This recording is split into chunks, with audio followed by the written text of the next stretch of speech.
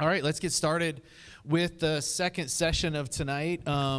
This is a continuation of a series we've been running called Capital Conversations. Our goal with Capital Conversations is to introduce the risk capital community and those who operate within the risk capital community here in Kansas City to the Keystone community, to the people here in Kansas City. Put names and faces and stories behind those people who sit behind the desks and make the decisions that all of our entrepreneurs are so anxious to hear. But no, this is, I've been looking forward to this conversation for quite some time, not to put any pressure on Maggie here, but there's a variety of things. I think Maggie sits in a very unique seat in terms of her history and some of the things that she's been able to do, not only here in Kansas City, but with some other programs. So we'll get a chance to talk about all of those tonight. So I'm going to let you, I don't like to introduce guests. I'm going to let you introduce yourself, maybe not just kind of who you are and a little bit about where you've been and what you've done, but like let's end up with kind of where you're at, because you've got an exciting new chapter that's starting right now, right? Yeah. I feel a lot more like somebody who's starting a business than I do about somebody that sits behind a desk and makes decisions about the future of companies. And I hope that I'm never like sitting behind a desk making a decision about individuals' futures. However, I think a lot of entrepreneurs feel like that's... Absolutely. In fact, we were just having that conversation a second ago. But yeah, so my background, so I'm Kansas City born and bred. I grew up in Kansas City, Kansas. Went to a small high school at 18th and Central, and kind of have spent my whole life within 30 minutes of where I grew up. A few years out of school, out of college at KU, I had the privilege to go work at the Kauffman Foundation, where I spent almost a decade of my life. Started working on a program when I got there. All I knew about Kauffman when I walked in the doors was that they did urban education initiatives. And so I'd grown up around a program that was in the urban education sector and just was enamored with what Ewing Kauffman had built and what his vision was and his belief in what students could become if the right opportunities were presented to them. And that's what drew me to Kauffman. And I get to Kauffman and find out on a Thursday that I'm leaving town on Tuesday to go to San Francisco and take a cab to a beautiful hotel and walk into a room, and I'm listening to two people sit like this, talking to a room of about 20 people that are basically my age. I was mid-20s, early 20s.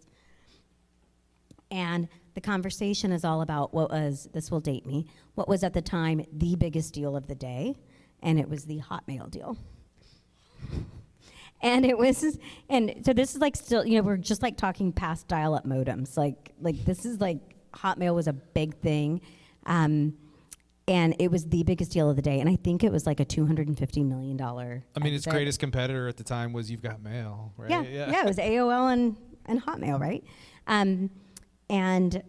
The two people sitting at the front of the room were sitting and talking about how the exit almost fell apart 3 times before it got done, and how they had to coach the entrepreneur, the founder, to let go and trust them, and how many times the price changed. And I kind of sat at the back room going, what is this? What is going on? Where am I? And come to find out, I was involved with a program called the Kauffman Fellows program, which was an educational program in the venture capital industry. I worked for 4 years on that program and helped spin it out of the Kauffman Foundation. I worked on classes 2 through 6. That becomes important later. When the program spun out, I decided to stay at Kauffman because I just started grad school and had great opportunities at Kauffman. Spent the last 3 years of my journey there leading women's entrepreneurship. Have always just had almost hyperfixation with what I would call underestimated, overlooked founders. And at the time, there was no data on women's entrepreneurship or women-owned business. I guess there was some information on women-owned businesses, women-led business. No, there wasn't. All the data and all the research was about women in business. And then you had to kind of draw lines to like how that impacted women entrepreneurs. But our strategy was to go find the best-in-class programs from across the country that had the potential to scale, and then fund them to scale out of whatever cities they were in. So super fun, loved it. I exited the Kauffman Foundation and had teeny tiny little boys at the time, and spent a couple of years at home with them and came back into the workforce, working in healthcare IT for a venture-backed company on the West Coast, NSF, whose largest customer and development partner was St. Luke's Health System. I didn't know technology, I didn't know healthcare, but I learned a lot and drank from the fire hose and did very well there. When I left 3 years later, I had 13 clients coast to coast, the largest health systems, the most troubled health systems in their portfolio, and I'd learned a ton. The benefit of working for that company is they required me to be in California for a week every month for 3 years, and I reconnected with a former mentor of mine who was building micro funds, venture funds, investment funds, a community of funds out on the West Coast. And she was just getting started, and I kind of moonlighted with her while I did something else here in Kansas City, and then ended up joining as her first full-time person. Built three small investment funds with her, fully invested 2 of those, wrote an investment thesis for the 4th, learned a ton about venture and fund formation and managing investors and all of those things. But some of our investors in those funds were from Kansas City and part of a group that I had helped launch when I was at the Kauffman Foundation called Women's Capital Connection, which is a women's angel group here in town that I had been part of launching when I was working in women's entrepreneurship at Kauffman. And so I got reconnected with the ecosystem. And the truth is, I had spent 2007 to about 2015 with my head down, raising small kids, flying back and forth to California, living way south in Kansas City. And just really, I was reading the Business Journal, but it didn't mean anything to me. So I had missed all these things like the Startup Village and Google Fiber and PlexPod and WeWork. So when I kind of came back into the ecosystem in 2017, so much had changed. When I left the Kauffman Foundation in 2007, the poster child for entrepreneurship, who's an amazing man and built a fantastic business, but it wasn't tech-oriented at all. It was Danny O'Neill at the Roastery. And that was, Kauffman had him on every panel, at every event, took him to, Entrepreneur of the Year in Palm Springs. Like, that was Kauffman Foundation's, it kid in Kansas City. And you look, in 2017, we had real venture-backed companies. We had exits. We had venture firms. When I worked on the Kauffman Fellows program and I'd tell my family what I did, they're like, same reaction I had when I went to California that time. What is venture capital? Who is that? What is that? How does that work? I'm like, oh, well, people invest in these companies, and then you work with the companies, and anyway, I'm digressing. I'm telling a really long story about how I got to where I am. Ended up being pulled in to run or to build a small pre-seed and seed-focused fund that was geographically targeting the Kansas City region. And so I spent 3 years building and leading that fund. COVID hit a year and a half into it. We raised $1 million. We deployed that capital into 7 companies that are all still doing great things today. And that led me to Royal Street Ventures, which was a B2B seed through Series A investment firm here in town. Loved that. Took over and led a education program for them that targeted they have a private scholarship extracurricular program for college students that teaches them entrepreneurship through the lens of venture capital. Ran that program while working at Royal Street for 3 years. Jeff Stowell, my partner at Royal Street, and I spun that off of the Royal Street balance sheet and stood it up as its own nonprofit. It still exists. There are 25 students from 5 universities participating in that this fall. And then ended up back in Kauffman Fellows. I worked on classes 2 through 6 when I was at the Kauffman Foundation, and I just graduated from class 25 in Kauffman Fellows. And the program's quite different than it was when I worked on it, but had exposure to, really a network of 800 global venture capitalists who are responsible for, like $800 billion in assets under management, and have backed some of the, most well-known names in the in venture, but really learned a lot and got really excited about industrial tech, and which we'll talk more about, but excited enough that it made sense for me to go out and start my own firm. And so as of October 1st, I launched Iron Prairie Ventures, and I'm running my own venture firm. This is why I wanted to. Yeah, no, this is why I wanted. Like, you're I'm old. a legend. No, you're a legend in the I think risk capital space here in Kansas City, and a lot of people look to you as I think one of our resident experts around the region for obvious reasons. It's fascinating. I learned something new just now. Okay. I did not know when you were at Kauffman that Kauffman Fellows was something that you had worked on. I guess I just saw that you graduated. I saw the social media posts. I saw the celebration. I saw some of the things that you guys had done, and I wanted to talk to you about Kauffman Fellows, but now it's a totally different line of questioning. Kauffman Fellows, I think a lot of people still associate Kauffman Fellows with the Kauffman Foundation. And I think there's obvious reasons why, but it's not part of the Kauffman Foundation and hasn't been for a while. 22 years. Yeah, for quite a while. So you described the program, I think, at a really high level, but let's talk a little bit more about Kauffman Fellows really quick, because I think it's interesting. They don't just take the well-recognized VCs and throw them into the mix. They're really looking for kind of the innovators in the space, the people who are looking to progress the space. Right.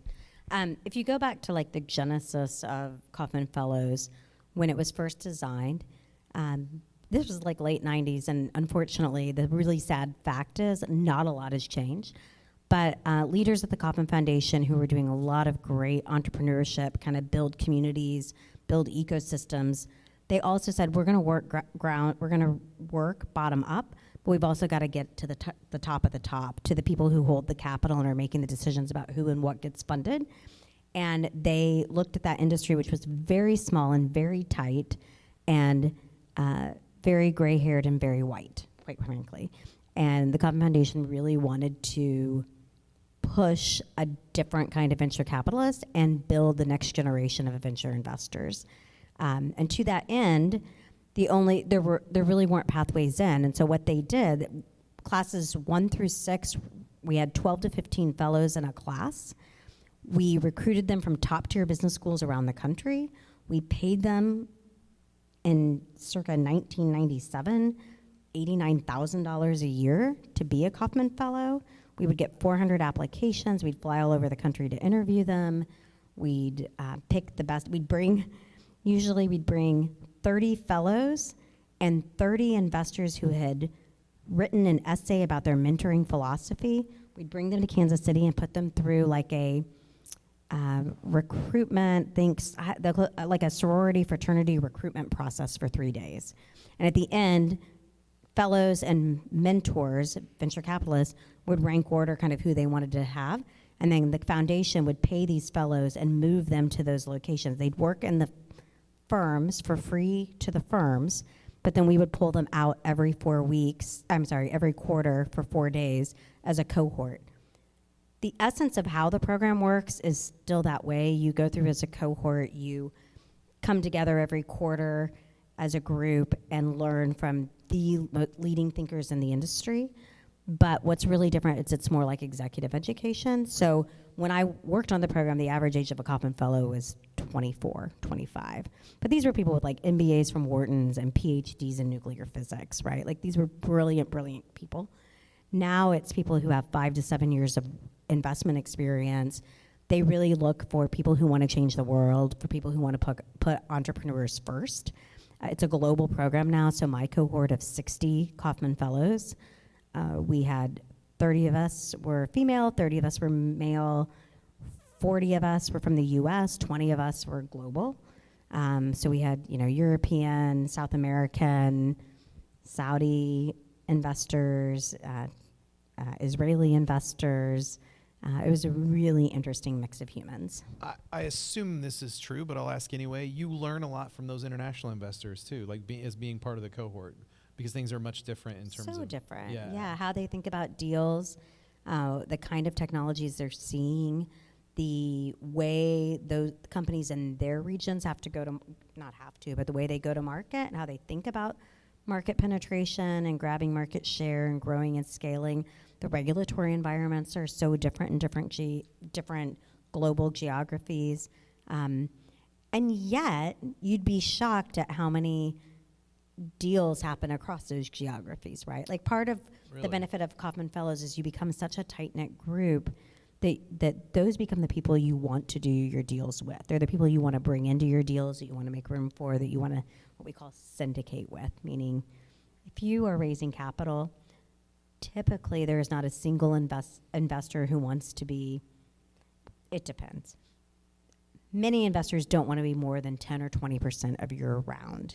Yeah, that's the rule. The exception is the other. Yeah. Right. I mean, you've got people who want to, for a while there when it was really hot and heavy in 2021, you had people that wanted to preempt deals and take 30 or 40% of a round. But typically you want to take like 10 to 20% of the round, which means 80% of that round, 80 to 90% of that round has to be filled by other investors. And so part of what happens in the investment world is ideally you want people involved with that company that you trust, right? Like you want solid investors who are going to do the right thing, that are going to be good board members for that company. And so building trusted relationships is super important. And I think that's what Kauffman Fellows allows venture investors to do. Is the, it's a 2-year fellowship? Yeah, typically it's 2. My cohort started during COVID in June of 2020. 2.5. So they extended it for us, yes. But it's a 2. So is the alumni? So you're in class 25. Mm-hmm. Is that what you said? So is the alumni network powerful as the cohort too? Like if you're a fellow, like deal flow, syndication, like. So part of when I knew at 25 that I wanted to be in venture. The problem was there wasn't a single venture firm in Kansas City back then. There wasn't really any real. Okay, George K. Baum was here, but there wasn't any real investment banking here. There wasn't much private equity here. There was a little bit of private equity here, but like venture tech didn't really exist in Kansas City back then. So you couldn't do it here. Right. And so my path, I always say, the program that I was teaching with university students, I used to say, listen, if you figure out what you want to do, I hope your path is more linear than mine was. But the truth is, like, figure out a way to do what you want to do. Like, I've been really fortunate that I stepped into it. But once I landed in venture, I knew that if I was going to put a stake in the ground and say, this will be my life's work, I wanted to be a Kauffman Fellow. And the reason was the people I met in 1997, 1998 that went through Kauffman Fellows, I was still close to. And I had watched their careers and their trajectories. They still did deals together. They still invested in deals together. Many of them were still on the board of the Kauffman Fellows program. So what I appreciated, I think in a way that was a little different from some of my peers, was that your time in the program is important, but it's really just the beginning, right? And so like the power of the network is phenomenal. There are special interest groups inside across the broad network. Like I'm in a group of 2 different groups of emerging managers, which means you're raising fund 1 to 3. One is a blended group of about 35 people who we meet once a month or every other month virtually, but they bring in speakers.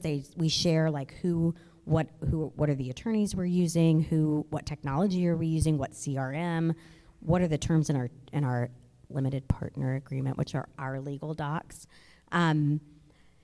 All of those things. There's another group that I'm a part of that is just female emerging managers, and that group is split. There are 24 of us, and we're split into 2 fundraising cohorts, and we help each other fundraise. So like if we do a module in New York, we have an LP dinner where everybody has to invite an LP to the event if you want to stand up and talk about your firm.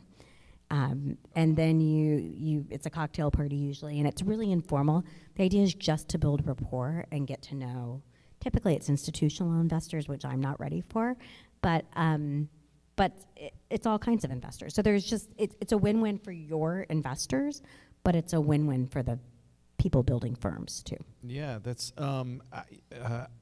I didn't realize we'd go down this rabbit hole as Sorry. deep. No, that's on me. And I guess it goes back to, I didn't realize that you were at Kauffman Fellows so early as part of the originating team or the early team that built it. That's fascinating. You said something when you were talking about, when you were going through your introduction, that I think still holds true.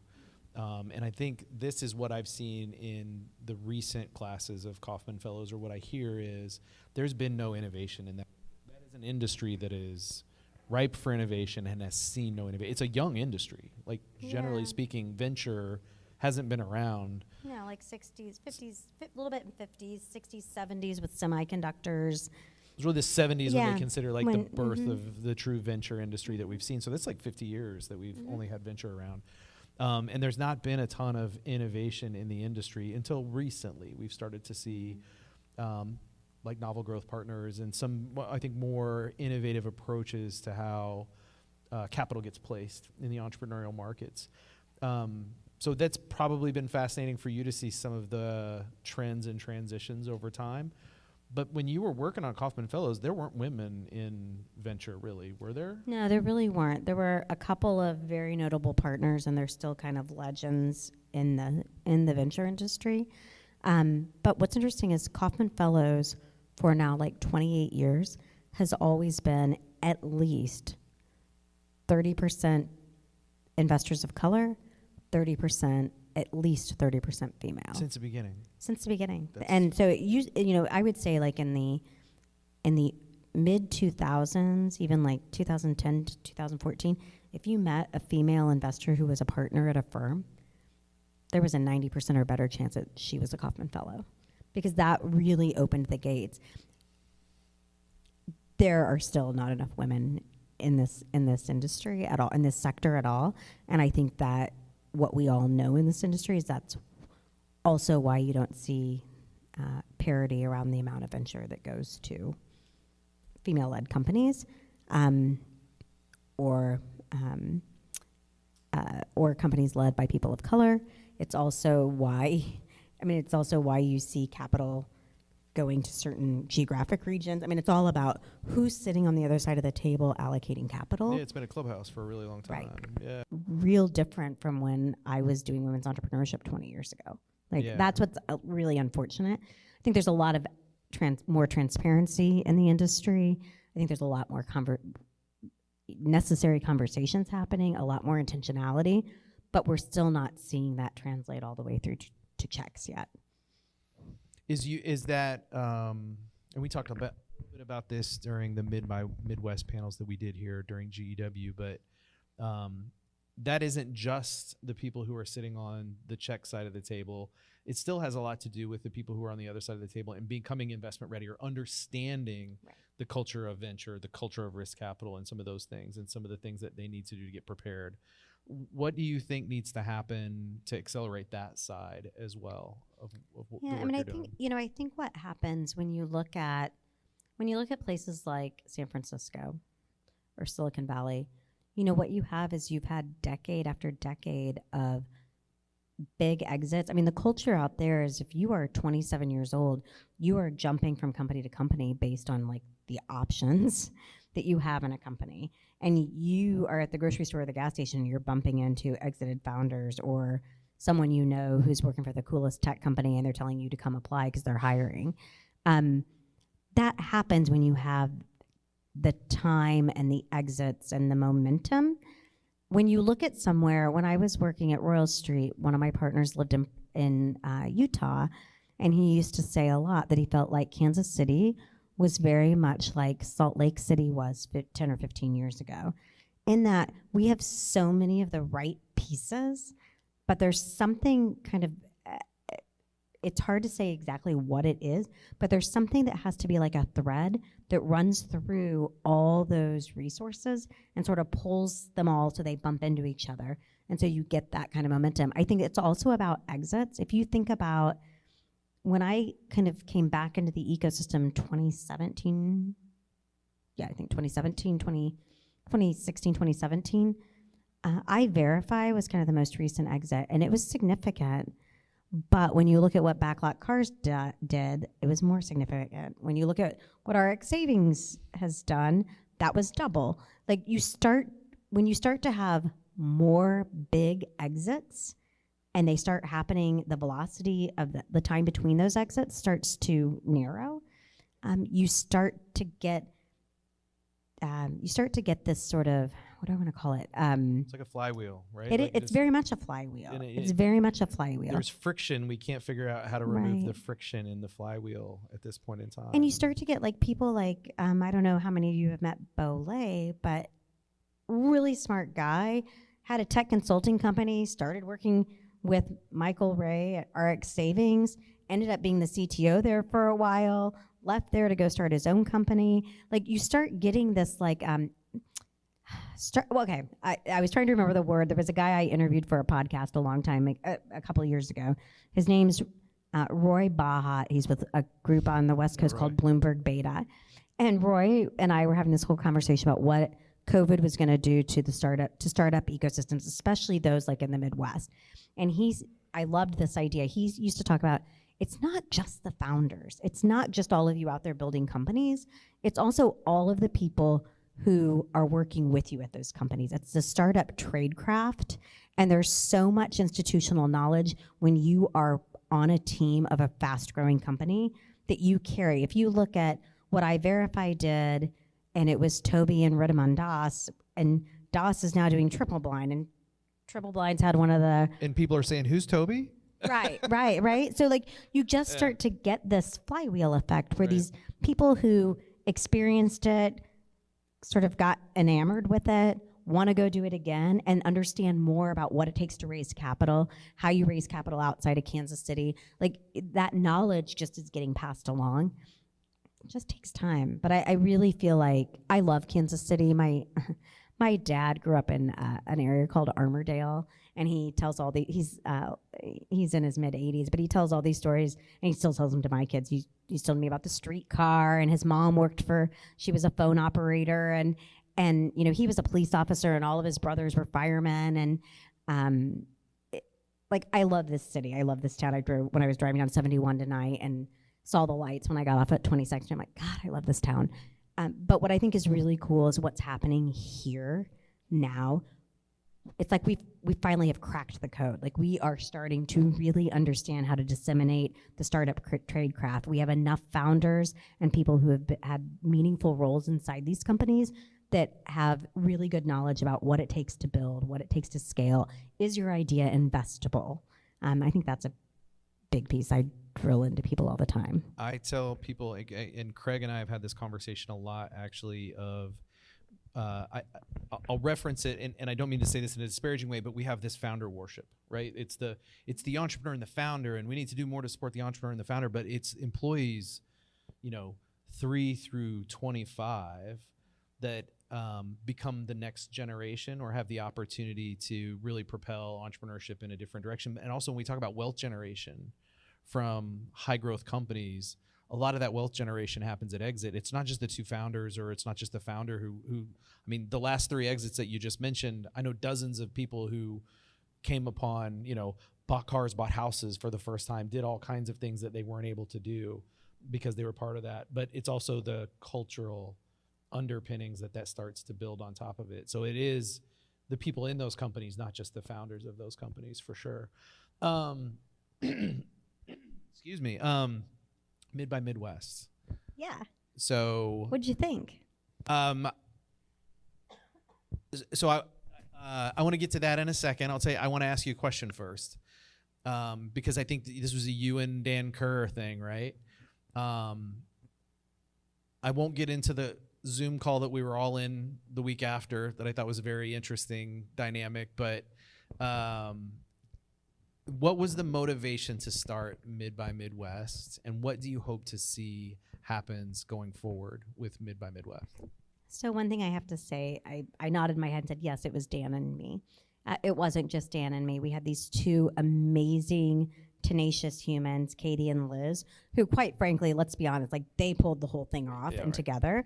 And then there were a whole team of people who leveraged networks to bring people in, and founders who showed up and were game on and ready. But what was the impetus to start it? So Dan and I, after COVID was the first time, we had like 3 events. We were in DC together, we were in Chicago together, and we were in Dallas together, somewhere, where we were like hanging out at a cocktail hour at a venture event. And Dan kept saying, isn't it horrible that we don't have anything like this in Kansas City? I'm like, and we had another thing in Kansas City that we had for 20 years called Invest by Midwest that alternated between Kansas City and St. Louis every year. I'm like, we have Invest by Midwest. Kauffman was a big part of that.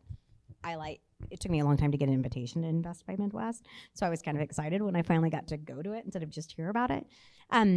But then COVID hit and it really went away and it lost a lot of momentum. And being in venture and getting out and seeing the kinds of events that other communities are putting on to showcase the venture-backed and venture-ready companies in their regions, there's just so much energy and they're just done really different now. And so Dan was like, we should have something like that in Kansas City. I'm like, yeah. My students had an event last spring that was a venture summit that was just for the students, but we had a whole day of panels of people coming in and talking to them. And Dan came and he spoke on a panel, but then he camped out all day, which was hilarious. And at the end, he's like, Maggie, there are 25 humans that could help us pull an event like that together. We could pull a really cool event together. I'm like, Dan, I don't have the time or the bandwidth. I got this thing in my head that I'm working on. And anyway, long story short, he suckered me in, and really in July is when we started talking, really getting serious about it. I mean, we pulled it together very quickly, and it was interesting. To me, it felt, this is cheesy, it felt magical. It was, the energy in that hotel that day was phenomenal, and to have it be in our hometown in this cool historic building in Kansas City with, our goal was to try to get 35 to 50 investors, obviously the 7 or 8 firms that are here in town, but a solid 25 to 30 from outside of Kansas City to come into Kansas City, and then to have 35, 40, I think we said 50, but we would have been thrilled with 35, 40 great companies to showcase to those investors, and just some really good energy and kind of show off Kansas City and whatever. We ended up, so we were trying to get 80, and then we figured we'd have my 25 students and maybe another 20 corporate type sponsors. We ended up with 186 people at the event, 60 firms from across the country in town. And it was just a phenomenal event. You couldn't step 2 feet and not, it was really fun. It was great. So anyway. I got to say the thing I'm I don't excited. know. I don't know if everybody else liked it that much. I mean, I'm probably No, you really asked me. biased. So now that you've answered, I want to give you my perspective. The energy was palpable. I think the after effect is real in a couple ways. You still have founders talking about it and talking about next year. And that was the problem with Invest Midwest is that's not Kansas City's initiative. It's St. Louis's initiative that comes to Kansas City every other year. And there wasn't anything that we could if you looked forward to it, you either looked forward to going to St. Louis or you had to wait 2 years for the next one. So I think there's a lot of momentum around, hey, Kansas City has a thing now. That we can build on that started off on such solid footing. So thank you for. I get that it wasn't the ideation happened, but there was a team that pulled it off. Yeah, and I think I've done a lot of things where I've raised money, and raising money is really hard. This event, Dan was like, we can raise $50,000. I'm like, Dan, it is hard in this environment to raise money, but it was crazy the way the corporate community kind of came out to support it, the law firms, and there were just it really worked well. And I walked into the lobby 2 hours before the event and was kind of going to go throw my bag down and kind of get myself settled. And I walked into the lobby and it took me 30 minutes to get to the elevator. Those are good events. It was just buzzing. People were having coffee, people were sitting on couches, people were standing up. It was just crazy. And it was in Kansas City, which was so cool. Yeah. That's amazing. So I think next year will be a lot of fun. It'll be bigger. Yeah. I hope. I think you're right. I don't want to plan it again, though, necessarily, although I loved it. I think there's a lot. I'll speak on behalf of my group. I think there's a lot of people who would be willing to step in and help next time because of what you guys have started. So thank you. And thank you for being a sponsor of it and for hosting kind of we were fortunate to be able to tack on some cool things around it, and what happened the next day here was great too.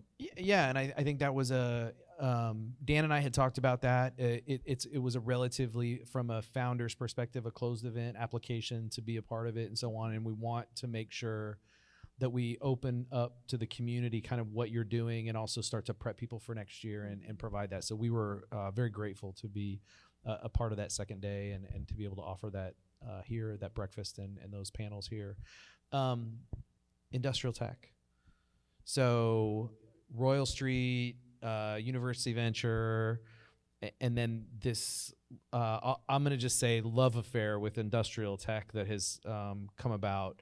How did that start? So first of all, what is industrial tech? Okay. What is industrial tech, and how did To this start for me, you? what is industrial Yep. tech? Industrial tech is about the digital transformation of the industrial sector. So what is that? It is the industries that build, supply, and maintain the world we live in. And so I believe that the next 10 years, the really big wins are going to come from these foundational industries, which are sort of in some ways like that last bastion, if you will, of where technology has yet to really penetrate and impact. And there's a lot of reasons for why they've been the laggards through all of this. But if you think about, there's a term called Industry 4.0. And if you think about, Industry 1.0 or whatever, and Industry 2.0, Industry 2.0, Industry 1.0 was like steam power. Industry 2.0 was like electricity in the Ford assembly line. Industry 3.0 was kind of the advent of personal computing and not even personal computing, the dawn of the computer era, Right. And became personal computers towards the tail end. Industry 4.0 is really about what I would call like the cyber physical, and it's about leveraging cloud infrastructure and being able to do things in a faster, less hardware dependent way. The industrial sector, if you think about the industrial sector, most of what happens in those spaces doesn't happen behind a desk, right? It doesn't happen with some of you guys will be probably too young to remember this, but when computers first came about, not even when they first came about, because I don't remember those necessarily, because there were these card things people talk about, but there were CPUs, and it was basically like a tower that then became like a shorter thing that sat under your monitor, but that was like the brain of your computer, right?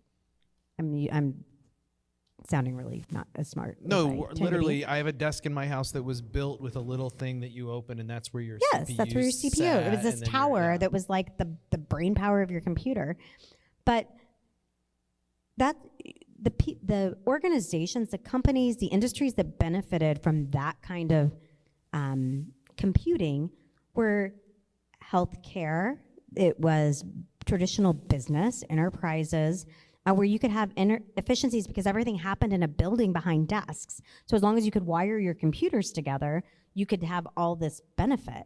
Well, the industrial sectors weren't that way. The industrial sectors happen in the field, on the factory floor, in a mine, on trucks.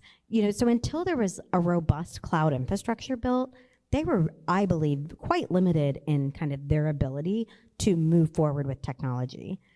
They run on pretty slim margins, and they just want to get their jobs done, right? And they want to get them done well. And so this idea of like somebody from Silicon Valley flying in who says, well, I've been through 4 exits and I'm a serial founder and this is my new startup and I'm going to solve your problem. They really don't have time for that stuff. They really want to know, do you understand my industry? Do you understand the problem I'm solving? Does your solution work? Prove to me that it works, and I'm going to make you prove it to me and prove it to me and prove it to me. And you're not going to make any money until I'm really convinced. But the minute I'm really convinced, there is a massive opportunity for you. So I think a couple things there. Investors didn't like to play in that space because the playbook was different from where the big wins were. And customers were reluctant because it was hard for companies to have enough wherewithal to kind of make it through those different gates. 0 to 100 in industrial tech is incredibly difficult and slow. 100 to 1,000 and 100 to 10,000 is incredibly fast. That's why I grew up. My grandfather also had a business in the industrial sector. It was a commercial bricklaying company. But what's interesting about that is that he started it in the 1950s. My dad, my uncles all took different turns trying to take the reins from him. His business transformed many, many times over decades, right? From 1950 to last summer when the family wound it down. But But the uncle who was definitely the heir apparent, who got the construction science degree, got the MBA, came and really pushed in the late 90s, mid 90s to say, Dad, we can blow this thing out of the water. It was a commercial bricklaying company. And my grandpa's like, no. I don't want to do that. I've got something that works. I make really good money. Well, here's the thing. My grandpa, he's in a memory care unit now. He's 97. But he wears a flannel shirt still and blue jeans and Levi's. And he always drove a white Ford pickup truck and carried a stainless steel thermos. You would never know it, but that guy's a millionaire multiple times over, right? That story in the Midwest and these earthy, gritty, foundational industries is really not that uncommon.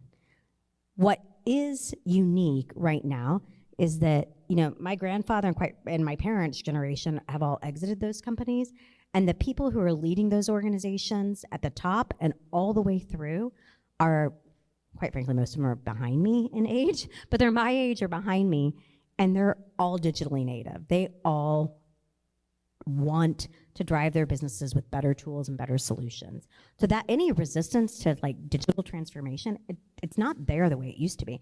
Part of that's because they're digitally native and they want different tools, but the other thing is they have to have it to survive, right? The world has changed, and there are these external market forces that we all know because COVID democratized everyone's understanding of supply chain. Right. They have to change, they have to evolve, and there are great innovators building fantastic solutions to meet that challenge. When I would go out to Silicon Valley, so as the vice president of product at Sprint, we would go out to Silicon Valley, we would do portfolio reviews, and we always had to, we had a lot of conversations, I guess, with the venture capital community out there about mobile operators' resistance to new technologies. And the idea of being a 5 nines business, 5 nines of reliability, we can't afford bugs and defects and tech debt and some of the things that we hear from software application companies, some of those types of things. I imagine the infrastructure space, you can't have defects in bridges and buildings, and you can't. So the resistance to change, the resistance to new technology, it's understandable from that perspective as well.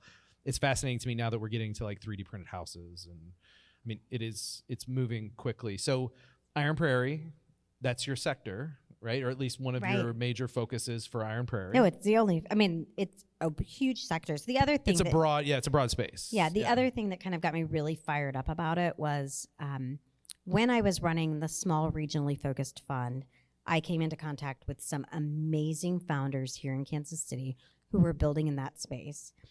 And I was sitting on the side of the table. I just started Kauffman Fellows, and I was looking at their 5-year financials, pro formas, and going, yeah, here's the thing. You can't go from 0 to 2 million to 45 million to 300 million in 3 years. That, no investor will ever believe that. Right. And one of them who I love, who's raising right now, and she's phenomenal. She was like, Maggie, I do that with 10 customers. I'm like, I don't even understand that. Break that down for me. And that was fascinating. And so then I started litmus testing that inside Kauffman Fellows with people who only did industrial tech investing. And the opportunities are so real and so significant. It starts out, it's hard. To your point about them to being a little bit, they have to contain the risk inside these big foundational industries.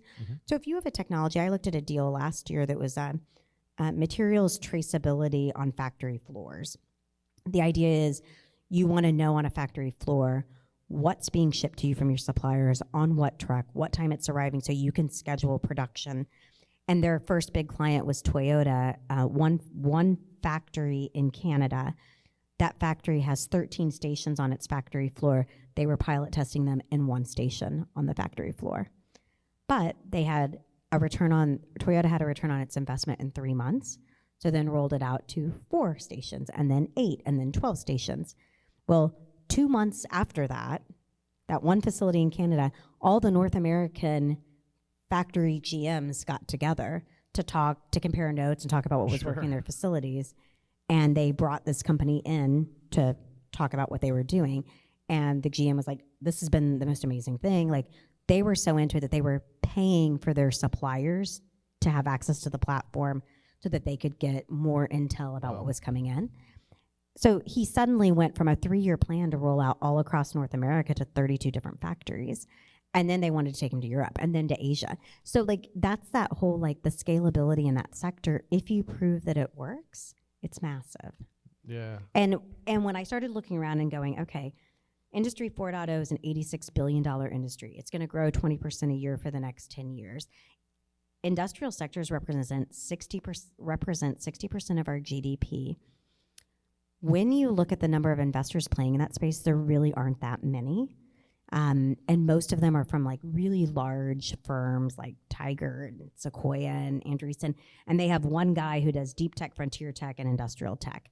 When you look at the group of, if there's 50 firms that say they do industrial tech, when you look at the 30 or the 20, let's say, that really do industrial tech, and then you break it down to where they're investing, many of them are growth or they're climate specific or they're supply chain specific.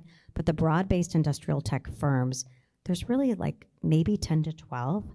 And when you look at like the early stage, seed and pre-seed, there's probably like 6 or 7. And the thing is, we all know each other, and we're typically investing alongside angels, not alongside other institutional capital. That's another buzzword. Yeah. So like it's a massive industry with a ton of room for additional investors. The deals are interesting, and they're really not that competitive yet.